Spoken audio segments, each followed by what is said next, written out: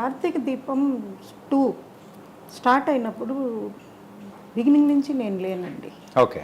కార్తీక దీపం సీజన్ 1 రాసింది రవికిరణ్ గారు, నేను లేను.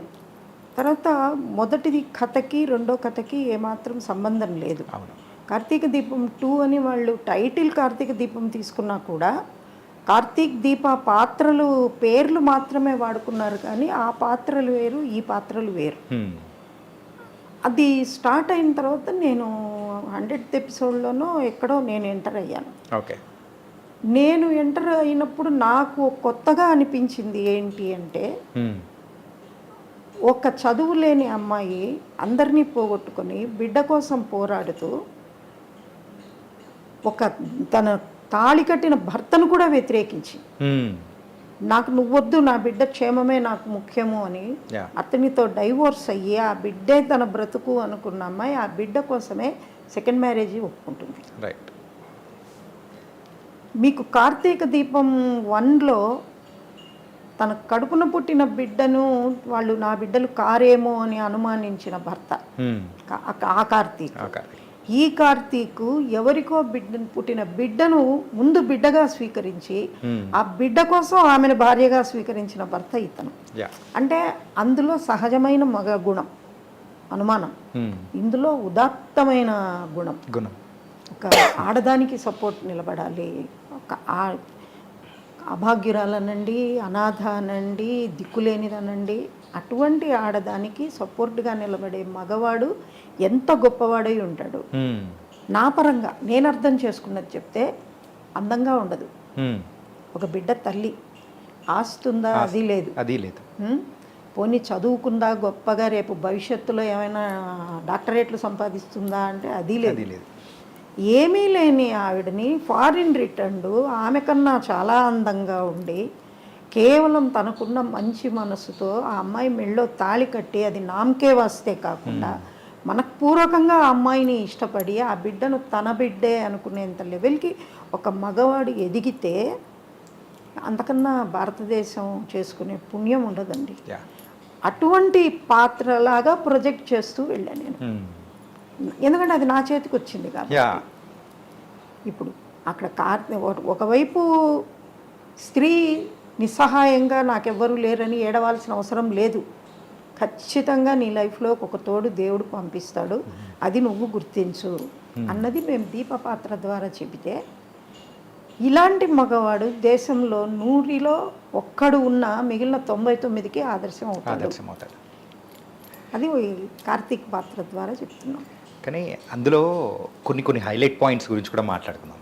చదువు లేకున్నా పర్లేదు, కానీ ఏదో ఒకటి చేసుకొని అయినా కానీ మనం సంపాదించవచ్చు అని ఆ టిఫిన్ బండి పెట్టుకొని, సో అది పెట్టిన పాత్ర ఆత్మగౌరవం, ఆ పాయింట్ని మీరు బ్యాక్ ఎండ్లో చూపిస్తూ మరి ముందుకు వెళ్ళిన విధానం. కానీ అది ఏంటంటే, స్టార్టింగ్లో మన ఇన్స్టాగ్రామ్ అన్నీ ఉన్నాయి కదా మ్యామ్, దానిలో రీల్స్లలో నేను చూస్తూ ఉన్నాను అనమాట. అరే ఇదేంటి చాలా డిఫరెంట్గా ఉంది అని చెప్పేసి అనిపించింది, చాలా బాగా అనిపించింది. అదైతే కార్తీక దీపం 1 వచ్చి మోడర్న్ రామాయణం.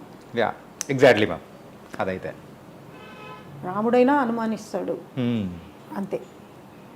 ఇది డిఫరెంట్గా ఉండేది. మనము ఒక రోల్ మోడల్, రీసెంట్ మన అప్డేట్ రాముడు అంటే ఇలా ఉండాలి అని చూపించేందుకు. ఓకే. ఇంకొక సీన్ అనేది కూడా నాకు బాగా అనిపించింది ఏంటంటే, కార్తిక్ని ఎవరైతే అమ్మాయి పెళ్ళి చేసుకోవాలా అనుకునిందో ఆ అమ్మాయికి పెళ్ళి ఫిక్స్ అయితే ఇంటికి వస్తుంది. ఇంటికి వచ్చినప్పుడు ఒక స్వీట్ బాక్స్ పట్టుకొని వస్తుంది, అయిపోయి అందరికీ స్వీట్ ఇస్తుంది, అయిపోతుంది. కార్తిక్ దగ్గరికి వచ్చేటప్పటికి స్వీట్ ఉండదు. అరే నీకు దక్కాల్సిన స్వీట్ ఏదో నీకు దక్కలేదు, ఇప్పుడు వేరే వాళ్ళకి దక్కుతుంది అని అన్నప్పుడు, ఇప్పుడు కార్తిక్ ఇచ్చే కౌంటర్ భలే ఉంటుంది. అది డైలాగ్ రైటర్ క్రెడిట్. అంటే ఆ సీన్ క్రియేషన్ కూడా లేదు, అది టీం చేస్తారండి. టీము ఇప్పుడు మనము ఒక బేస్ ఇస్తాము, దాన్ని ట్రీట్మెంట్లో ఎలా ప్రజెంట్ చేయాలి అన్న దాంట్లో ఇందులో ఇన్వాల్వ్ అయ్యేవాళ్ళు ఛానల్ క్రియేటివ్ హెడ్ దగ్గర నుంచి ఈపీ ఉంటారు, డైరెక్టర్ ఉంటారు, ఆ తర్వాత డైలాగ్ రైటర్ ఉంటారు. ఇంకా నేనే వెళ్ళను, నేను చేతికి ఇచ్చేస్తాను స్క్రిప్ట్, ఇలా ఉండాలి, నా మైండ్లో ఏముంది, నేను అక్కడ ఏం చెప్పాలనుకుంటున్నాను అన్నది బాగా డీటెయిల్గా ఇస్తాను. ఆ తర్వాత దాన్ని ఎలా చూపించాలి, అక్కడ ఏం రాయాలి, పదాలు ఏం పడాలి అన్నది వాళ్ళంతా కూర్చుంటారండి. కానీ అది క్రియేట్ చేసింది మీరే కదా. అంటే అంటే సిచ్యుయేషన్. ఉంటుందండి అమ్మాయి రావడము ఇవ్వడము ఆ బాధ వాళ్ళని ఉడికిచ్చాలనుకోవడము ఏదో ఒక రకంగా వీడిని నువ్వేం పోగొట్టుకుంటున్నావు అని వాడిని ఎత్తి చూపించి కూర్చాలి అన్న ఒక ఇంటెన్షను ఇవన్నీ ఉంటాయి. బట్ వాళ్ళు టీం వాళ్ళు కూర్చుని మొత్తం సెట్ చేసుకుంటారు. అది ఎలా రావాలి, ఏం చెయ్యాలి, ఏంటి అన్నది అది మాకు team work. Okay, nice ma'am. ఏంటంటే ఇప్పుడు ఈవెన్ అది నేను చేసింది అని చెప్పుకోవచ్చు, కానీ అది కంప్లీట్ టీం వర్క్ అని చెప్తున్నారు చూస్తారా. ఎవరి క్రెడిట్ వాళ్ళకు ఉండాలి కదండి. అది తప్పు కూడా ఒకరిది మన ఖాతాలో వేసుకోవడం తప్పు. మీకు ఇందులో ఒకటి నా పర్సనల్ చెప్తా. ఒకరిది మన ఖాతాలో వేసుకోవడము అనుకుంటే, నేను రైటర్గా ఇంకా అంత పైకి రాల, అప్పుడప్పుడే అప్కమింగ్ రైటర్ని. ఓకే, నేను రాసిన ఒక సింగిల్ ఎపిసోడ్కి నంది అవార్డు వచ్చింది. ఉత్తమ మాటల రచయిత నంది అవార్డు వచ్చింది. అది ఒక వెరీ బిగ్ రైటర్ పేరు మీద ఉంది. టైటిల్స్ వేసేటప్పుడు నా పేరు వేయాల. ద సో కాల్డ్ బిగ్ రైటరే మీరు రైట్, మీరు ప్రొడ్యూసర్, మీ ఫ్రెండే కదా, వెయ్యండి కార్డు, టైటిల్ కార్డు వేయమని అడగండి అన్నారు. నేను అడిగితే వచ్చేస్తుందండి వేసేస్తున్నాము, ముందు వారు పర్మిషన్ ఇవ్వాలి అన్నారు, వారే అడగమన్నారండి అని చెప్పాను. వచ్చేస్తుందండి వేసేస్తాము అన్నారు.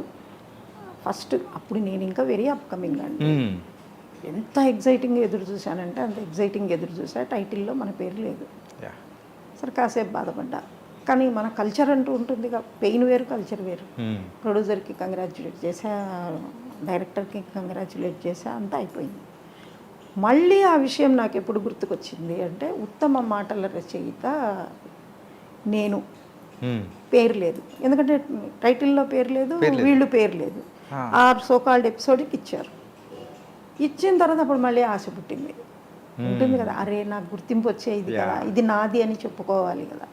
దానికోసం చాలా ప్రయత్నించా, బట్ అది సక్సెస్ కాలేదు. కానీ అప్పుడు వాసిరెడ్డి సీతాదేవి గారు నాకు నేను ఈ ఫీల్డ్లో చాలా క్లోజ్గా మూవ్ అయిన సీనియర్ రైటర్స్ 3 ఉన్నారండి. నా ప్రతి ఎపిసోడ్ చూసి వాళ్ళు నాకు ఆ జడ్జిమెంట్ ఎంత బాగా చెప్పారు. వాసిరెడ్డి సీతాదేవి గారు, సులోచనారాణి మేడం, గోవిందరాజుల సీతాదేవి గారు, ఈ 3 నాతో ఎవ్రీ డే మాట్లాడేవాళ్ళు. నా సీరియల్ టెలికాస్ట్ అవుతాయి. కొంచెం సులోచనారాణి మేడం తక్కువ. వీళ్ళు వాసిరెడ్డి సీతాదేవి గారు ఆ కమిటీకి ఆవిడ చీఫ్. నువ్వెందుకు నాకు చెప్పలేదు అంటారు. నాకు అవసరం అనిపించలేదు, ఎందుకంటే నేను పోట్లాడి సాధించేదేముంది, నాదైతే అది ఎప్పుడైనా వస్తుంది అన్నారు. నెక్స్ట్ కొన్ని ఏళ్ల తర్వాత, నియర్లీ 10 years తర్వాత నాకు నంది అవార్డు వచ్చింది. ఎగ్జైట్ అయిపోతూ ఫోన్ చేశారు, నీకు నంది అవార్డు వచ్చింది మేడం అని. ఏ సీరియల్కి నాకు వచ్చిన నంది అవార్డు నీలాంబరి అనే ఒక స్టోరీ రైటింగ్కి వచ్చింది. ఓకే, వచ్చినప్పుడు నేను ఒక్కటే మాట అన్నానండి, ఇన్నేళ్ళు పట్టిందా అని అడిగా. అంతే కదా మరి, నా వర్త్ నాకు 10 ఏళ్ల కిందటనే నాకు తెలిసిపోయింది, మీకు తెలియడానికి ఇన్నేళ్ళు పట్టింది, అది నా సమస్య కాదు. నేను ఇంకొకటి లక్కీయెస్ట్ రైటర్, నేను as a person luckiest, very good family, as a writer luckiest, very good career. Okay, నేను ఎంటర్ అయిన కస్తూరి నుంచి ఈ రోజు దాకా నేను నా కలం ఆగలేదండి. రాస్తూనే ఉన్నాను. ఇప్పటికీ రాయమని అడిగేవాళ్లే కానీ ఇంకెన్నాళ్ళు రాస్తావులేమ్మా అని కూర్చోనేవాళ్ళు లేరు. ఎందుకంటే మీరు ఆ సరస్వతి స్వరూపంలా లేదండి, ఏంటంటే ఆ స్టైల్ మ్యామ్. అవును, అదే మెయిన్ అనమాట. ఇప్పటికీ ప్రేక్షకులు ఓన్ చేసుకుంటున్నారంటే ఆ స్టైలే. ఇప్పుడు నా దగ్గర లోపల 6 members పనిచేస్తున్నారు. ఓకే, నేను మీకు ఓకే అంటే వాళ్ళని ఇంట్రడ్యూస్ చేస్తాను నేను. Sure ma'am. వాళ్ళు ఎంత ఇది ఉంటుందంటే పిల్లల్లో నేర్చుకోవాలి అన్న తపన. మాకు గురువులు మేము చదివిన పుస్తకాలే. నాకు ఈ రంగంలో గురువు అంటూ లేరండి. ఏకలవ్యుడిలాగా ఎదిగిందాన్ని నేను. శరత్ బాబు సాహిత్యం చదివి, సులోచనారాయణ గారి నవలలు చదివి ఇలా ఎదిగిందాన్నే తప్పితే, నేను ఎక్కువ శరత్ సాహిత్యం బాగా చదివాను. ఆల్మోస్ట్ ఆల్ ప్రింట్ అయిన ప్రతి అక్షరం చదివే ఉంటాను నేను. ఓకే, ఆ తర్వాత నాకు ఇన్ఫ్లుయెన్స్డ్ బై మూవీస్. అది కూడా ఆదుర్తి సుబ్బారావు, ఆచార్య ఆత్రేయ, కినే నాగేశ్వరరావు కాంబినేషన్. ఆ ఒక్కొక్క సినిమా ఎందుకు నేను 60-70 సార్లు చూశానా అనుకుంటే అందులో ఉన్న ఆ స్మూత్నెస్ నచ్చింది. ఓకే. వాళ్ళ కథను ప్రజెంట్ చేసే విధానం ఎంత మెత్తగా చెప్తారో అంత బలంగా చెప్తారు. ఓకే. ఈ పొద్దున కూడా అనుకున్నా, నేను మీకు ఒక చిన్న ఇన్సిడెంట్. తోడికోడళ్ళల్లో ఏదో అమ్మాయి సావిత్రి కారులో షికారుకి వెళ్ళే పాట అయిన తర్వాత వచ్చి ఎవరి మీద రాసావు అని అడుగుతున్నప్పుడు కాఫీ ఇస్తుంటే 50-50 చెరి సగం తాగుదాము అంటే అది ఎంత బలంగా సన్నివేశం, వాడు అమ్మాయికి కప్పిచ్చి తన సాసర్ తీసుకుని కాఫీ తాగే, నాకు తెలియకుండా నాలో ఎంత బలంగా ఆ సంఘటన, ఆ సన్నివేశం నాటుకుపోయింది అంటే గుప్పెడంత మనసులో వాళ్ళిద్దరూ కాఫీ షేర్ చేసుకునే సన్నివేశం హైలైట్. వాళ్ళు ఎప్పుడెప్పుడు కాఫీ షేర్ చేసుకుంటారా రిషిది వసు అని ఆడియన్స్ అంత క్రేజీగా ఎదురు చూశారు. ఆ రోజుల్లో ఉన్న ఆ ట్రెడిషన్ ప్రకారం అట్లా షేరింగ్ అనేది ఏం లేదు. షేరింగ్లో ఉన్న స్వీట్నెస్సే తెలియదండి. ఈరోజు మరి ఎంగిళ్ళు తింటారు. మా టైంలో మేము ఒకరు ఎంగిలి ఒకరు ముట్టకూడదు, ఇవన్నీ ఉండేవి.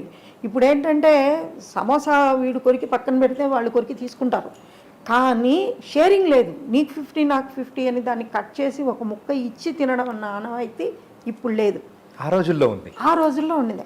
అక్కడ ఆ రోజుల్లో నా మనసులో పడ్డ ముద్ర, నేను పొద్దున అనుకున్నా, అరే గుప్పడంత మనసులో నేను అన్నిసార్లు కాఫీ షేరింగ్ రాయడం గురించి ఇందుకే అయి ఉంటుంది. ఎప్పుడో నిద్రాణంగా మనసులో ఉండిపోయిండేది. చాలా సీన్లు వచ్చాయండి, 1 కాదు 2 కాదు. కానీ నిజమ్మా మీరు చెప్పింది ఇది మాత్రం నిజం, చాలా సీన్స్ వచ్చాయి. ఈ రోజుల్లో ఎంగిలి తింటున్నారేమో కానీ ఆ షేరింగ్ అనేది లేదు. కానీ ఆ రోజుల్లో ఎంగిలి తినరు కానీ షేరింగ్ ఉంది.